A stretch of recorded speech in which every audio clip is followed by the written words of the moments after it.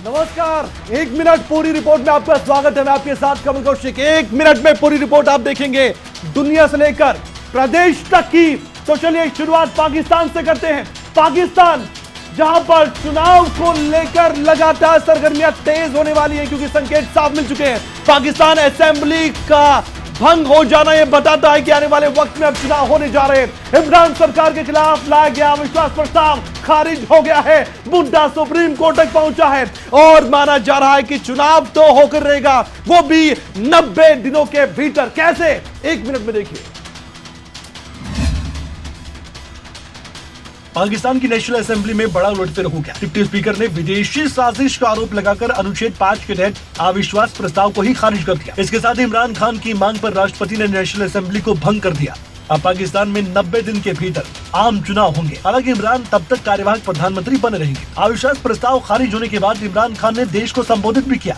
इस दौरान उन्होंने कहा कि हम इंसाफ के लिए आवाम के बीच जाएंगे। हम लोगों से अपील करते हैं कि वो अगले चुनाव की तैयारी करें। सारी कौम से गद्दारी की कोशिश की जा रही थी। पाकिस्तानी सेना ने इस मामले में बयान जारी कर कहा कि आज जो हुआ है वो एक राजनीतिक प्रक्रिया है, इससे हमारा कोई लेना देना नहीं है।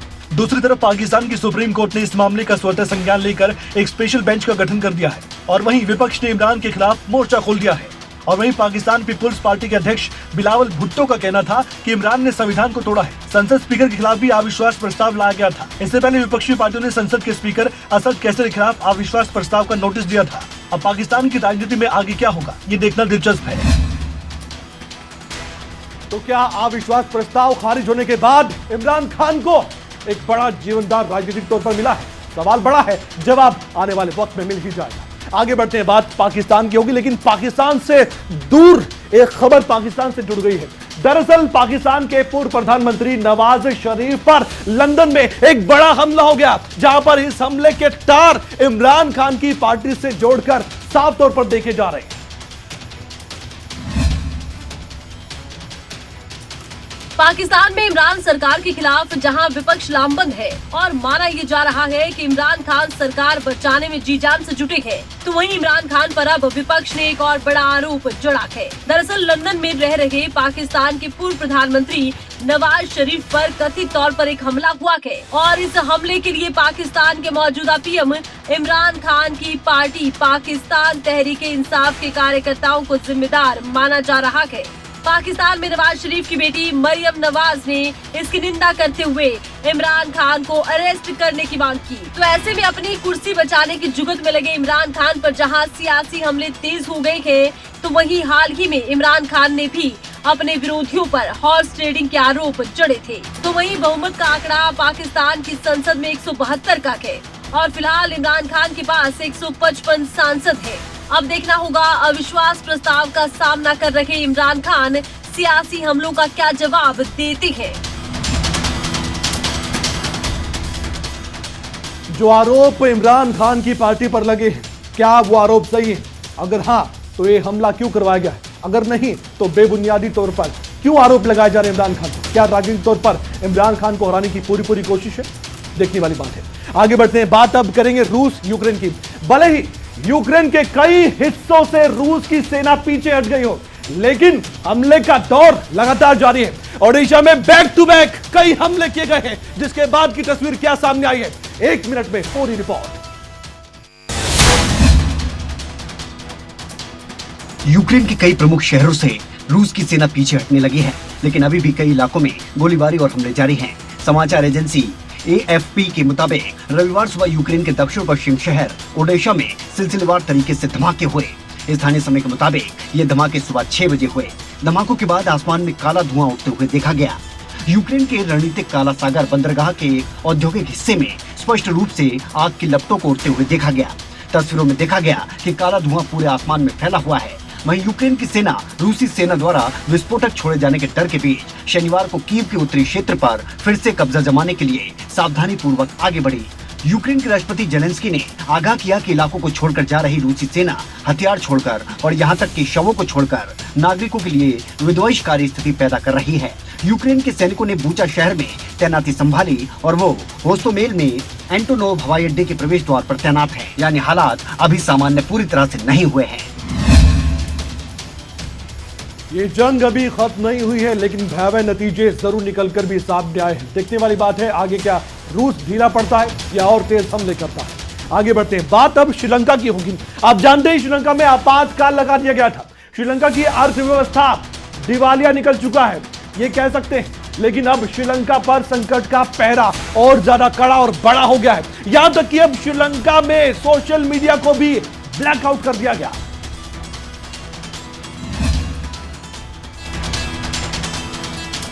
श्रीलंका में फिलहाल संकट बढ़ता जा रहा है। श्रीलंका सरकार ने देशव्यापी कर्फ्यू के बाद रविवार 3 अप्रैल की आधी रात के बाद देश भर में सोशल मीडिया ब्लैकआउट कर दिया है, यानी वहां सोशल मीडिया फिलहाल पूरी तरह से बंद हो गया है। इस कार्रवाई से प्रभावित होने वाले सोशल मीडिया प्लेटफॉर्म्स में Facebook, Twitter, WhatsApp, YouTube, Snapchat, TikTok और इंस्टाग्राम शामिल है।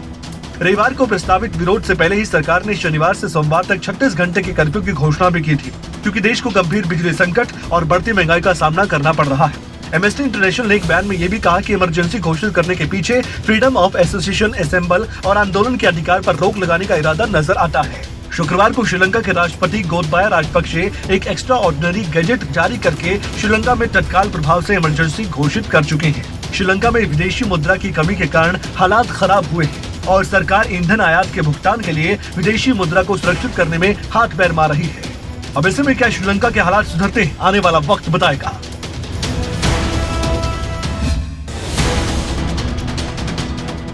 इस समय श्रीलंका की सरकार को कुछ सूझ नहीं रहा, अर्थव्यवस्था ठीक कैसे करें, बड़ा सवाल है। लेकिन मानव अधिकार से जुड़ी संस्थाओं ने और ज्यादा मुश्किलें श्रीलंका की बढ़ा दी है। आगे बढ़ते हैं, बात अब होगी नेपाल के प्रधानमंत्री की। शेर बहादुर देउबा भारत के दौरे पर थे, अपने दल के साथ आज वाराणसी पहुंचे। नेपाल के प्रधानमंत्री का मुख्यमंत्री योगी आदित्यनाथ ने स्वागत किया और साथ ही एयरपोर्ट से लेकर शहर की ओर जाने के दौरान नेपाल के प्रधानमंत्री का जगह जगह भव्य स्वागत किया गया। भारत के 3 दिवसीय दौरे पर नेपाल के प्रधानमंत्री शेर बहादुर देउवा पहुंचे और रविवार को वाराणसी भी पहुंचे। यहां उत्तर प्रदेश के मुख्यमंत्री योगी आदित्यनाथ ने उनका स्वागत किया। नेपाल के प्रधानमंत्री के स्वागत के लिए वाराणसी को शानदार तरीके से सजाया गया। अपने भारत दौरे के तीसरे दिन शेर बहादुर ने इससे पहले दिल्ली में पीएम मोदी से मुलाकात भी की थी। वाराणसी दौरे से पहले उत्तर प्रदेश के सीएम योगी आदित्यनाथ के साथ सड़कों को उनकी तस्वीरों के साथ सजाया गया और शहर में उनके स्वागत के लिए कई द्वार बनाए गए। नेपाल के प्रधानमंत्री शेर बहादुर देउवा ने काशी विश्वनाथ और बाबा काल भैरव मंदिर में भी दर्शन किए और वृद्ध आश्रम के जीर्णोद्धार कार्य का शिलान्यास किया।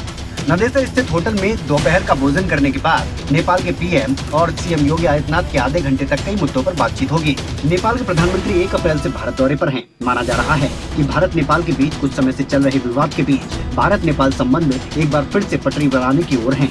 नेपाल के प्रधानमंत्री शेर बहादुर देउवा का भारत में ये लंबे समय बाद दौरा है।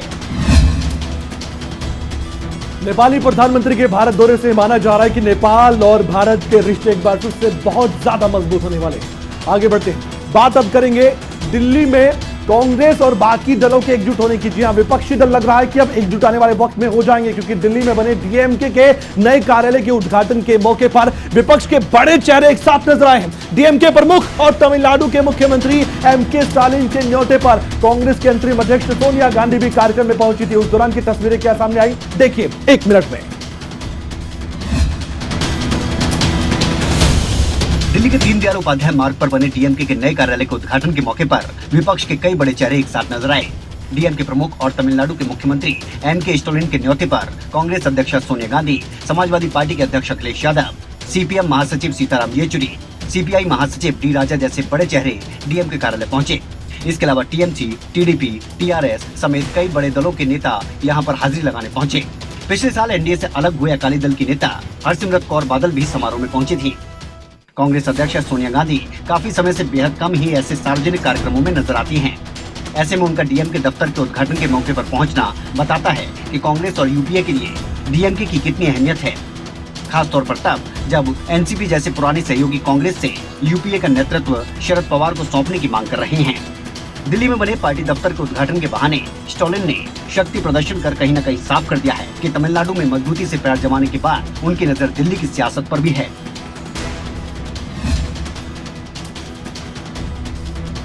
तो क्या उद्घाटन बहाना है, विपक्ष की एकजुटता दिखाना है?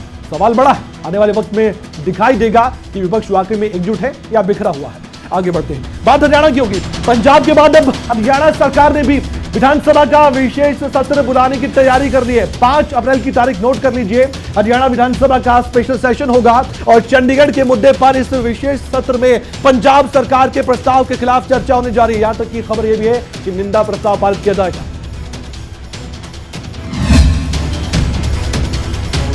चंडीगढ़ को लेकर एक बार फिर से हरियाणा और पंजाब आमने सामने आ चुके हैं। इसकी शुरुआत पंजाब सरकार ने की थी। पंजाब की आम आदमी पार्टी सरकार ने केंद्र पर निशाना साधते हुए चंडीगढ़ पर अपनी दावेदारी ठोकी तो एक प्रस्ताव तक पारित करने का ऐलान भी हुआ और पंजाब के मुख्यमंत्री भगवंत मान ने प्रस्ताव पारित करवाकर चंडीगढ़ को पूरी तरह से पंजाब को ट्रांसफर करने की बात भी कही थी।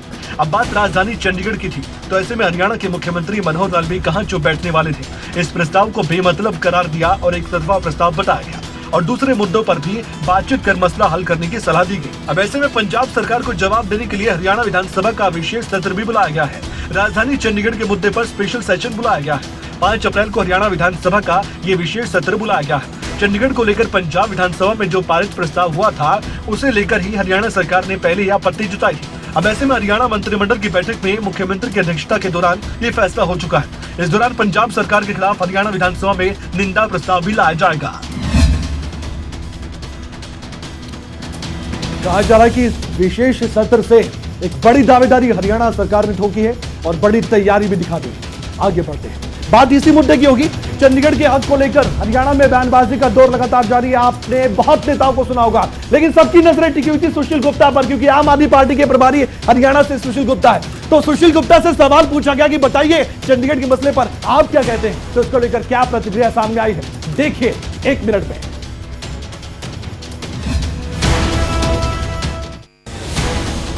चंडीगढ़ पर पंजाब सरकार के अधिकार जताए जाने के बाद पिछले 3 से 4 दिनों में लगातार पंजाब और हरियाणा के राजनेताओं के बीच जुबानी जंग से छिड़ गई है। आम आदमी पार्टी के हरियाणा प्रभारी सुशील गुप्ता ने अब नया फॉर्मूला सुझाया है। उन्होंने कहा कि इस विवाद का हल करने का एक ही रास्ता है और वो है केंद्र, पंजाब और हरियाणा दोनों राज्यों को 20-20 हजार करोड़ रुपए देकर चंडीगढ़ का आधा हिस्सा दोनों राज्यों के बीच बांट दे। गुप्ता ने यह भी कहा कि देश का दुर्भाग्य है कि 2 राज्यों की राजधानी उनके अपने ही राज्य से बाहर है। उन्होंने इस मौके पर केंद्र की मोदी सरकार पर आम आदमी पार्टी के बढ़ते प्रभाव से डरने का भी आरोप लगाया।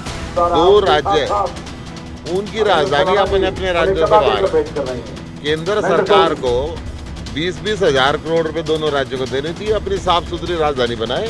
सुशील गुप्ता झज्जर के अनाज मंडी में पार्टी के एक कार्यक्रम में भाग लेने के लिए पहुंचे थे। सुशील गुप्ता का बयान इसलिए भी अहम है क्योंकि आम आदमी पार्टी हरियाणा में अपना कुनबा बढ़ाने में जुटी है, जबकि पंजाब में आम आदमी पार्टी सरकार ने चंडीगढ़ को लेकर एक बड़ा कदम उठाया है।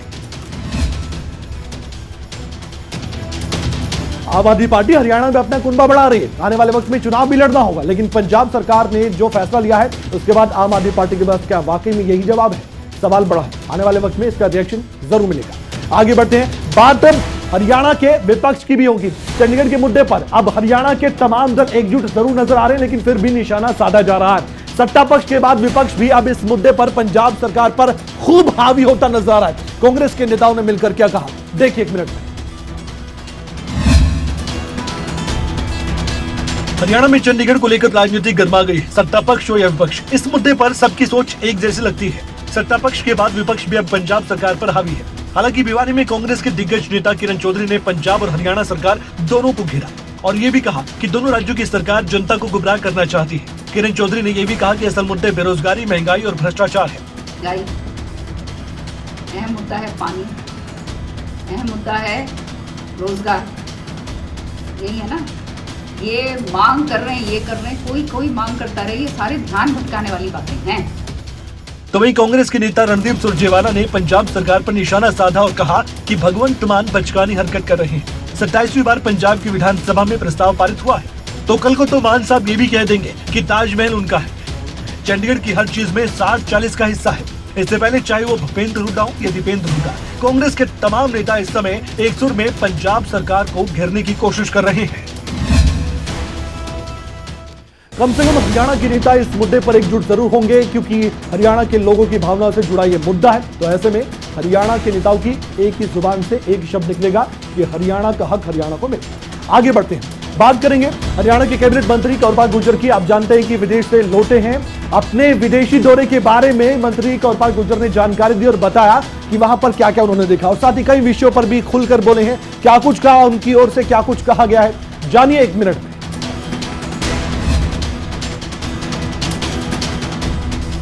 सबसे पहले मीडिया से मुखातिब होते हुए हरियाणा के कैबिनेट मंत्री कंवरपाल गुर्जर ने राजधानी चंडीगढ़ के मुद्दे पर बातचीत की और पंजाब सरकार की मंशा पर सवाल उठाए। मेरा मानना ये है कि ये केवल और केवल लोगों का ध्यान बटाने के लिए है, क्योंकि बहुत से वादे करके वो आए, चाहे वो 300 यूनिट फ्री करने की बात है, चाहे महिलाओं को 1000 रुपए देने की बात है, चाहे दूसरे और भी जो वादे हैं उनके। हरियाणा की शिक्षा मंत्री कंवरपाल गुर्जर हरियाणा के वरिष्ठ अधिकारियों के साथ विदेश के दौरे पर रहे। उन्होंने विदेशों की टेक्नोलॉजी को एडवांस बताया। विदेशों की शिक्षा नीति पर अगले 1-2 दिन में मुख्यमंत्री मनोहर लाल से बैठकर चर्चा की बात भी कही। 134A के मुद्दे को लेकर कैबिनेट मंत्री कंवरपाल गुर्जर ने कांग्रेस को घेरा और कहा कि वास्तव में कांग्रेस ने 134A लागू किया था, लेकिन एक भी एडमिशन नहीं किया। और वहीं हरियाणा में 4000 प्ले स्कूल खोलने पर शिक्षा मंत्री कंवरपाल गुर्जर ने कहा कि हरियाणा में इस समय 60% आंगनबाड़ी वर्कर्स काम कर रही हैं और वो क्वालिफाइड हैं, वो बच्चों को अच्छे से पढ़ा सकती हैं।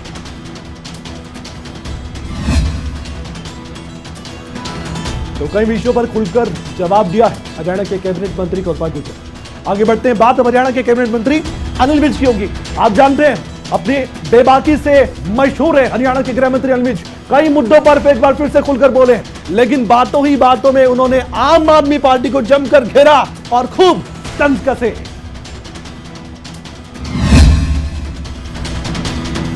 हरियाणा में निकाय चुनाव अप्रैल के महीने में होने के कयास लगाए जा रहे थे, लेकिन निकाय चुनाव हरियाणा में कब होंगे, इसको लेकर अभी तक स्थिति स्पष्ट नहीं हो पाई है। इस बारे में जब हरियाणा के कैबिनेट मंत्री अनिल विज से बातचीत की गई तो उन्होंने बताया कि हरियाणा में बेहद जल्द निकाय चुनाव होंगे, जिसको लेकर पूरी तैयारियां की जा रही हैं। बहुत जल्दी होंगे, उसके लिए पूरी तैयारियां की जा रही हैं और जल्दी ही चुनाव होंगे। और वहीं चंडीगढ़ पर पंजाब के दावे को लेकर हरियाणा के गृह मंत्री अनिल विज ने आम आदमी पार्टी पर निशाना साधते हुए कहा कि आम आदमी पार्टी एक बच्चा पार्टी है, जिसको अभी सभी मुद्दों की जानकारी नहीं है। देखिए, ये जो आप पार्टी है, ये बच्चा पार्टी है, इसको अभी मुद्दों की जानकारी नहीं है। और वहीं पंजाब में आम आदमी पार्टी की जीत को लेकर हरियाणा के गृह मंत्री अनिल विज ने आम आदमी पार्टी पर तंज कसे। विज ने कहा कि पंजाब के हालात कुछ और थे, जिसकी वजह से आम आदमी पार्टी पंजाब में जीती है। तो आपने देख लिया, चंडीगढ़ के मुद्दे पर अब हरियाणा की सत्ता में बैठे तमाम मंत्री आम आदमी पार्टी को जमकर घेर रहे हैं। आगे बढ़ते हैं, बात करेंगे हरियाणा के मुख्यमंत्री मनोहर लाल की। आज उनके कई महत्वपूर्ण दौरे थे। हरियाणा के मुख्यमंत्री मनोहर लाल ने करनाल का भी दौरा किया और साथ ही करनाल वासियों को 32 करोड़ रुपए की परियोजनाओं का शिलान्यास कर एक बड़ी सौगात दे दी है। जिनमें भी थे और जिनमें भी विकास कार्यों को सौगात दी है, क्या यूं कहें कि विकास कार्यों की सौगात जिन वासियों को दी है। हरियाणा के मुख्यमंत्री मनोहर लाल ने पिछले कुछ दिनों में हरियाणा को कई बड़ी सौगातें दी है और अब हरियाणा के मुख्यमंत्री मनोहर लाल ने 32 करोड़ रुपए की परियोजनाओं का शिलान्यास करनाल के विकास को और गति देने के लिए किया है। साथ ही मुख्यमंत्री ने कैलाश गांव में हॉकी स्टेडियम का भी शिलान्यास किया है, जो कि जिले के हॉकी खिलाड़ियों के लिए काफी फायदेमंद साबित होगा। कार्यक्रम के दौरान मुख्यमंत्री मनोहर लाल ने पंजाब सरकार पर निशाना साधा। चंडीगढ़ को लेकर जनता को मजबूत रहने के लिए कहा। उन्होंने कहा कि चंडीगढ़ हरियाणा की राजधानी है और हमेशा रहेगी। पूरे हरियाणा की जनता जब तक साथ है, जब तक हमारी मजबूती हम बताते रहेंगे, दिखाते रहेंगे, कहीं कोई कुछ बिगड़ने वाला नहीं है। चंडीगढ़ हरियाणा की राजधानी थी, है और रहेगी। चंडीगढ़ के मुद्दे को लेकर हरियाणा के मुख्यमंत्री मनोहर लाल काफी गंभीर दिखाई दे रहे हैं, लेकिन पंजाब के साथ इस मुद्दे का समाधान कब तक हो पाता है, ये तो आने वाला वक्त बताएगा। और साथ ही हरियाणा के मुख्यमंत्री मनोहर लाल ने आज कई जगह जाकर विकास परियोजनाओं की सौगात दी है। पिछले कुछ दिनों से देखा जा रहा है कि हरियाणा के मुख्यमंत्री मनोहर लाल हरियाणा वासियों को कई सौगातें दे रहे हैं। आगे भी ये सिलसिला जारी रह सकता है। आगे बढ़ते हैं, बात करेंगे हरियाणा के गृह मंत्री अनिल विज की। आप जानते हैं कि अनिल विज के आवास पर अक्सर जनता दरबार लगता रहता है। एक बार फिर से उनके निवास स्थान पर एक बार बड़ा जनता दरबार फिर लगाया गया। फरियादी अपनी समस्या को लेकर पहुंचे और इस बार फरियादियों में सेना का एक जवान भी शामिल था। रिपोर्ट देखिए 1 मिनट में। हरियाणा के गृह मंत्री अनिल विज जनता की समस्याओं को सुनने के लिए हरदम तैयार रहते हैं। यही वजह है कि उनके घर जब भी जनता दरबार लगता है तो लोगों की भीड़ बहुत ज्यादा होती है। रविवार को भी एक बार फिर से हरियाणा के गृह मंत्री अनिल विज के आवास पर जनता दरबार लगा। फरियादी अपनी फरियाद लेकर अनिल विज के निवास पर पहुंचे थे। इसी दौरान हरियाणा के गृह मंत्री अनिल विज ने सभी की फरियादें सुनी भी और कई फरियादियों के लिए ऑन द स्पॉट एक्शन भी लिया गया। ना तो वो प्लॉट दे रहा है और ना ही पैसे वापस कर रहा है। वो बोल रहा है मैंने जो आप पे कार्रवाई करना है वो कार्रवाई करवा सकते हो। पी के भी जाए लिए, डीएसपी के भी जाए लिए, कोई कार्रवाई नहीं कर रही। तो आप जो फरियादी हरियाणा के गृह मंत्री अनिल विज के आवास पर आए थे, उनकी फरियाद सुनने के बाद हरियाणा के कैबिनेट मंत्री अनिल विज ने क्या कहा, ये भी सुनिए। तो जो भी आए उसकी हम सुनेंगे। किसी जिले से आए, किसी क्षेत्र से आए, यहाँ तो सबकी बात सुनी जाती है।